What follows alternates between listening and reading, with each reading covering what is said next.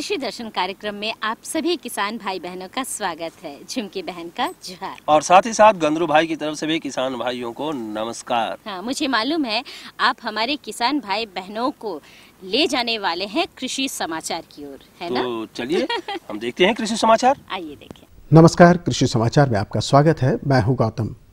आइए देखते हैं आज कृषि समाचार में क्या है खास। मछली पालन के लिए होगा पुराने तालाबों का जीर्णोद्धार।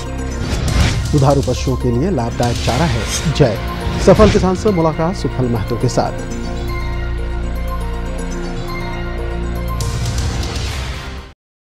अब कृषि समाचार विस्तार से। मत्स्य विभाग झारखंड सरकार द्वारा इन दिनों पुराने तालाबों के जीर्णोद्धार का कार्यक्रम चलाया जा रहा है। इस कार्यक्रम के अंतर्गत मछली पालक विकास अभिकरण के अंतर्गत केंद्र सरकार द्वारा स्वीकृत दर पर बैंक ऋण एवं अनुदान की सुविधा उपलब्ध कराई जा रही है। राज्य सरकार की कोशिश है कि झारखंड में मछली उत्पादन बढ़े और इसके लिए नित्य नए विकल्पों की तलाश की जा रही है। साथ ही साथ कई योजनाएं भी लागू की जा रही हैं। अपने राज्य में कई ऐसे पुराने तालाब हैं जो जीर्ण शीर्ण अवस्था में हैं। अगर इनकी स्थिति सुधार दी जाए तो मछली पालन को काफी बढ़ावा मिल सकता है। इसी उद्देश्य को लेकर मत्स्य विभाग झारखंड सरकार द्वारा पुराने तालाबों के जीर्णोद्धार करने का कार्यक्रम चलाया जा रहा है और इसके लिए मछली पालकों को केंद्र सरकार द्वारा स्वीकृत दर पर बैंक ऋण और अनुदान भी दिया जा रहा है। पशुपालन मामलों के विशेषज्ञ और कृषि वैज्ञानिकों का मानना है कि रबी मौसम का जय गैर दलहनी महत्वपूर्ण चारा फसल है। जय मुलायम, स्वादिष्ट और पौष्टिक होने के कारण दूध देने वाले पशुओं के लिए बहुत ही लाभदायक चारा है। जय एक ऐसी चारा फसल है जिससे दुधारू पशु और पशुपालक दोनों लाभान्वित हो सकते हैं। जय रबी के मौसम में उगाई जाने वाली गैर दलहनी चारा फसल है। किसान स्वयं इसका उत्पादन कर सकते हैं। इसे अच्छा जल निकास वाली दोमट मिट्टी वाले खेतों में लगाना चाहिए। 50 से 60 दिनों पर जय की पहली कटाई और अगली कटाई 50% फूल लग जाने पर करना चाहिए। जय की सालाना औसत उपज 130 से 200 क्विंटल प्रति एकड़ है।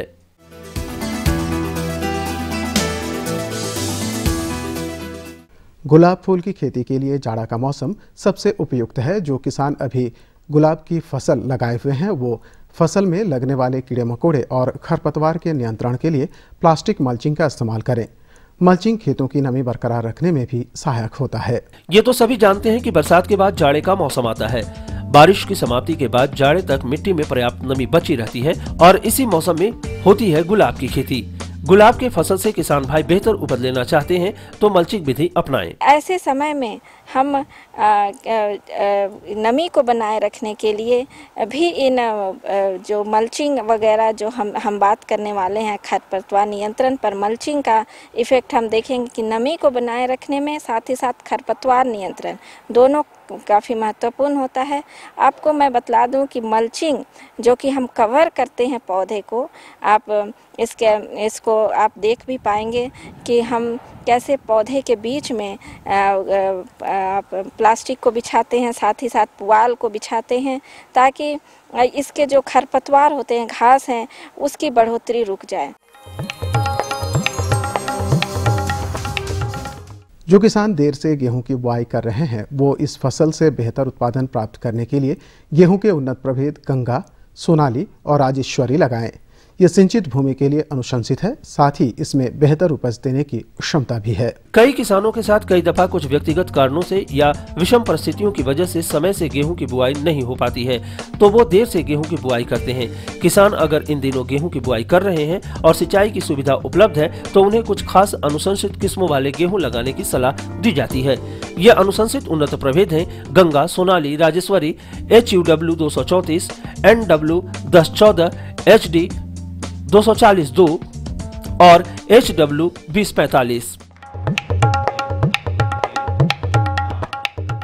रोटावेटर उस कृषि उपकरण का नाम है जो खेतों में मिट्टी भुरभुरा करने का काम करता है। साथ ही साथ यह यंत्र सूखे एवं खेत की नर्सरी तैयार करने और स्ट्रा एवं हरी खाद को खेत में मिलाने के लिए भी उपयोगी है। इसे ट्रैक्टर के जरिए चलाया जाता है। रोटावेटर स्टील फ्रेम का बना होता है जिस पर रोटरी सॉफ्ट ब्लेड के साथ एवं शक्ति स्थानांतरण प्रणाली गियर बॉक्स के साथ जुड़े होते हैं। यह ट्रैक्टर चालित यंत्र है और इसकी सहायता से मिट्टी को ज्यादा बेहतर तरीके से भुरभुरा बनाया जाता है। कल्टीवेटर की 2 बार की जुताई इसकी 1 बार की जुताई के समतुल्य होती है। इससे ट्रैक्टर चालित हल की तुलना में 60% मजदूरी की बचत होती है और उपज में 2 से 3% की वृद्धि होती है। सफलता एक किसान की विकास के अभियान की। किसान अपने खेती बाड़ी के काम से खेत खलिहान को फसलों से सजाता है और देश को संवारता है। ऐसे ही एक सफल किसान से आज हम मिलने वाले हैं जो अपने खेतीबाड़ी से अपने परिवार, गांव और देश की तरक्की में लगे हुए हैं। आज हम जिस सफल किसान से मिलने वाले हैं उनका नाम है सुफल महतो। ये सिथाल गांव के रहने वाले एक प्रगतिशील किसान हैं और अभी अपने खेतों में बैगन की फसल लगाए हुए हैं। आइए इन्हीं से जानते हैं इनकी सफल खेती के सफल तौर तरीके के बारे में। कि हम हर पलांडू से मतलब हम जब से जुड़ गए तो उस समय से हम पूरा सफलता हासिल कर लिए। हमारे से जितना विशेषज्ञ हैं वहाँ पर वो सब हमको भरपूर सहयोग करते हैं और उन लोग का जो भी जाते हैं सबको उन लोग सहयोग करने के लिए 24 आवर्स उन लोग तत्पर रहते हैं। हम खेती से बहुत खुश हैं। और अब एक नज़र राज्य के 3 प्रमुख शहरों के मौसम के मिजाज पर।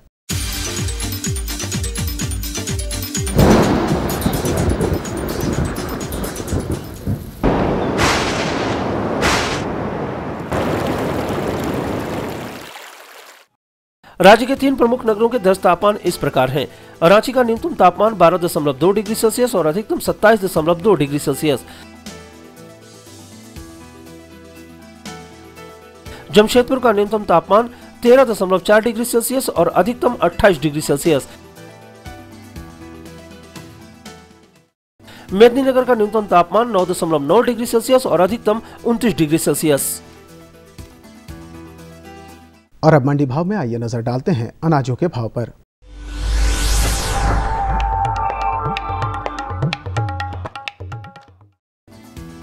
आज कृषि उत्पाद बाजार समिति पंडा रांची में दर्ज किए गए विभिन्न खाद्यान्नों के थोक भाव इस प्रकार हैं।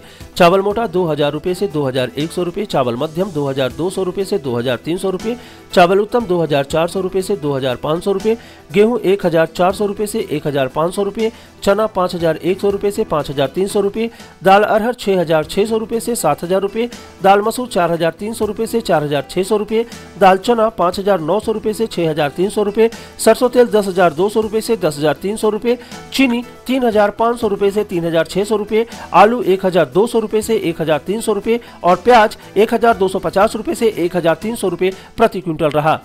कृषि समाचार में आज इतना ही। अगले दिन अगले अंक में फिर मुलाकात होगी कुछ ताज़ा तरीन खबरों के साथ। तब तक के लिए दीजिए इजाजत। नमस्कार, जोहार। बहुत बढ़िया है ना, बहुत सारी जानकारी मिली कृषि से संबंधित और साथ ही साथ मौसम के मिजाज से भी हमारे किसान भाई अवगत हुए, मंडी का भाव भी पता उनको चल गया। लेकिन यहाँ पर हमें लेना होगा एक छोटा सा विराम। तो किसान भाइयों, इस विराम के बाद हम पुनः हाजिर होते हैं। बने रहिए आप हमारे साथ। ये लो और बताओ। बस। अरे ये क्या भैया जी, बस इतनी सी रासायनिक खाद? किसानी छोड़ रहे हो क्या? किसानी नहीं, नादानी छोड़ रहे हैं। मिट्टी की जांच कराई है।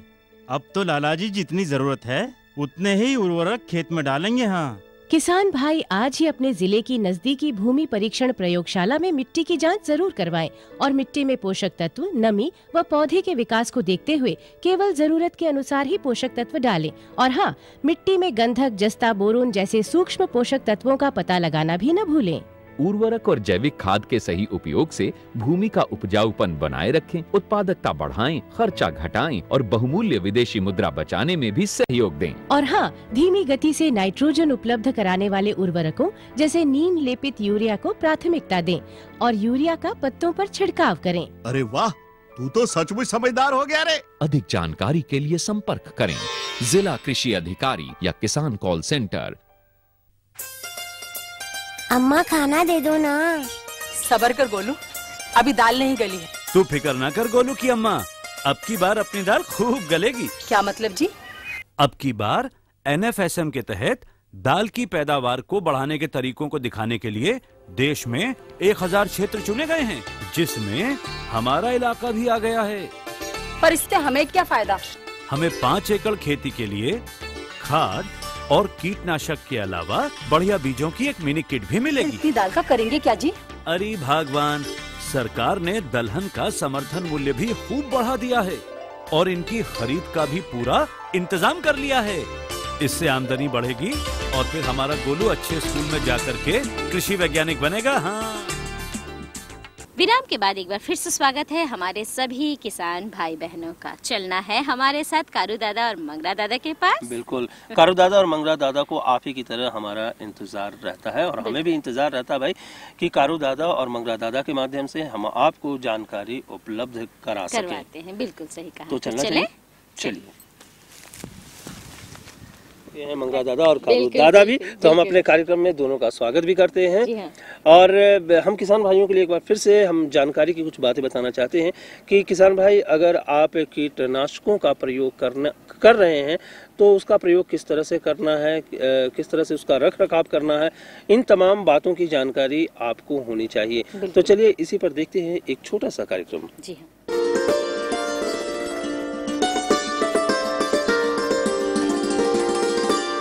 हम सभी किसान भाइयों को कीटनाशकों, उर्वरकों व अन्य संबंधित उपकरणों के इस्तेमाल करने से संबंधित जानकारियों के साथ साथ कुछ सावधानियां बरतने संबंधी जानकारी प्रदान करेंगे, अन्यथा कुछ परेशानियों का भी सामना करना पड़ सकता है।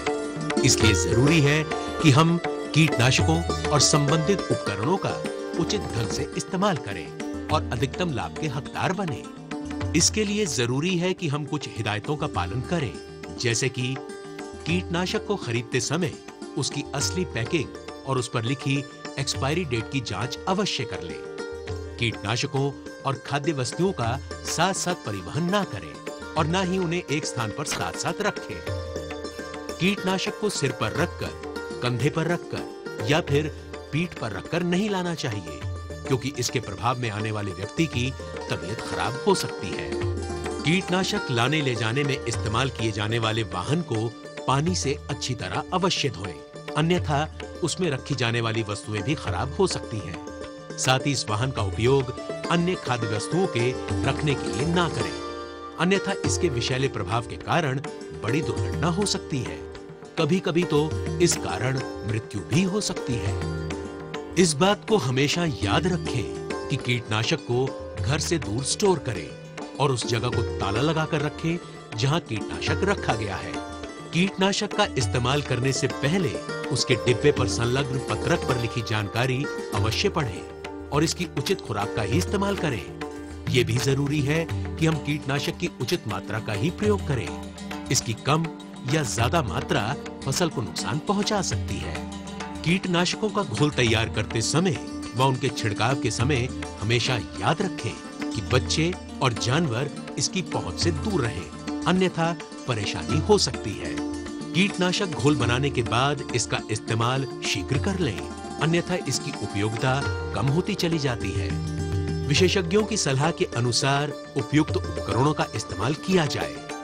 कीटनाशक की मशीन व अन्य उपकरणों की जांच करने के बाद ही कीटनाशक का छिड़काव करें और साथ ही अपने शरीर को कपड़ों से जरूर कवर कर लें। कीटनाशक को स्प्रे करते समय सुरक्षात्मक वस्तुओं का प्रयोग करें, जैसे कि दस्ताने, फेस मास्क, एप्रन आदि। इस बात का भी हमेशा ध्यान रखें कि कीटनाशक का छिड़काव बरसात आने की संभावना के समय या बरसात के एकदम बाद नहीं करना चाहिए, क्योंकि कीटनाशक का असर इन दिनों में ठीक ढंग से नहीं हो पाता है। कीटनाशक के छिड़काव के समय खान पान ना करें और ना ही धूम्रपान का प्रयोग करें, अन्यथा कीटनाशक आपके शरीर के अंदर पहुंचकर नुकसान पहुंचा सकता है।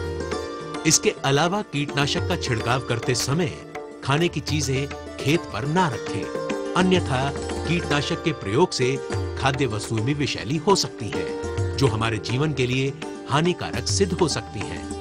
यदि कीटनाशक का छिड़काव करते समय इसके जहर के संकेत शरीर पर दिखने लगे तो तुरंत प्राथमिक चिकित्सा के जरिए इस और जांच कराते समय डॉक्टर को खाली कीटनाशक के डिब्बे को अवश्य दिखाएं, ताकि उसके प्रभाव का उचित ढंग से निदान किया जा सके।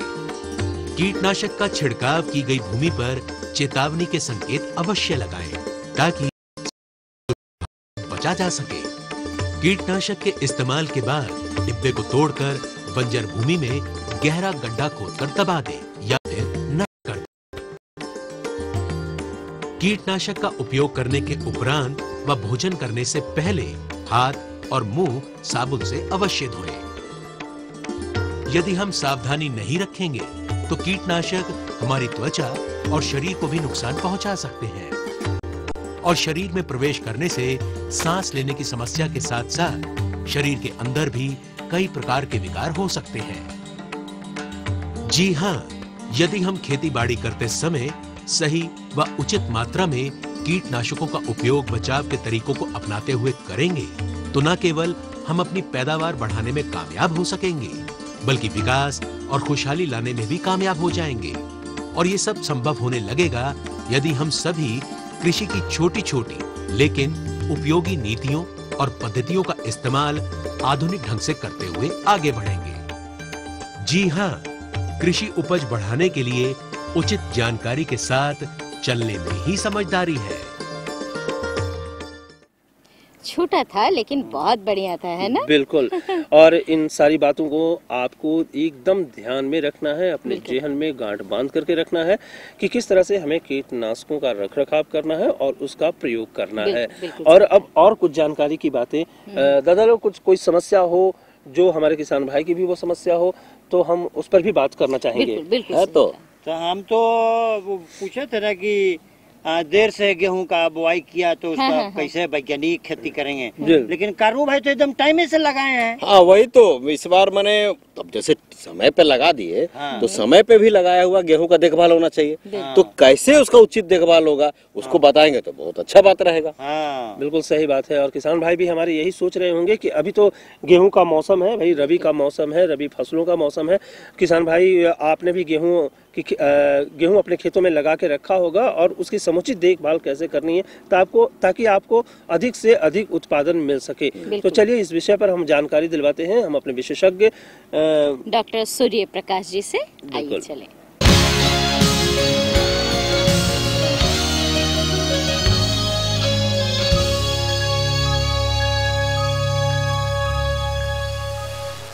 किसान भाइयों नमस्कार, कृषि दर्शन कार्यक्रम में आपका स्वागत है।